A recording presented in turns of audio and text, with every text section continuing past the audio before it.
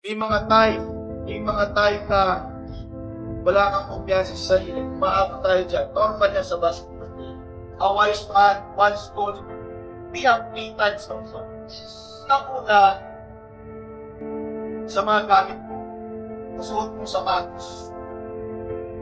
Bakit panagdalan? Pero, pag nasira ang sapatos, sira na mo na sa mga.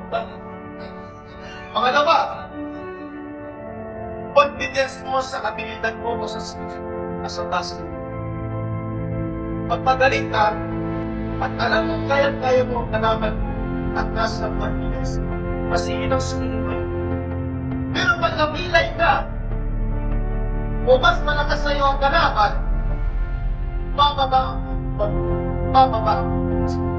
Ang pinaka-importante guys confidence sa sarili. Walang namin, walang nagpitan, ang makakasitan.